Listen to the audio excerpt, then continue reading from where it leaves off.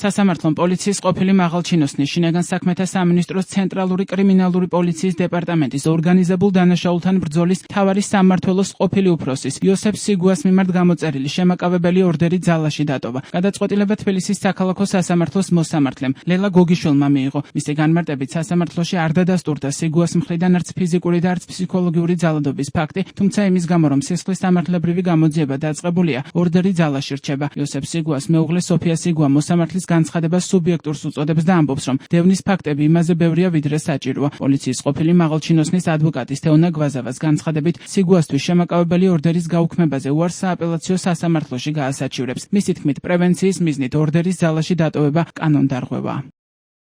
ყოფილ მაღალჩინოსანს ელექტრონული სამაჯური 11 ივლისს გაუკეთეს. ამის შემდეგ ცნობილი გახდა, რომ სიგუამ ცენტრალური კრიმინალური პოლიციის ორგანიზებულ დანაშაულთან ბრძოლის მთავარი სამმართველოს უფროსის თანამდებობა დატოვა. ის ამ პოზიციაზე რამდენიმე დღის დანიშნული იყო. მანამდე კი სიგუა თბილისის პოლიციის დეპარტამენტის დეტექტივების მთავარი სამმართველოს უფროსად მუშაობდა. იოსებ სიგუას მხრიდან სავარაუდო ძალადობის შემთხვევებზე მისმა მეუღლემ სოფია შატბერავამ მედიასთან ისაუბრა. შატბერავამ თქვა, რომ სიგუა მას სიცოცხლის მოსპობით ემუქრებოდა. თავად ყოფილი მაღალჩინოსანი ბრალდებას უარყოფს.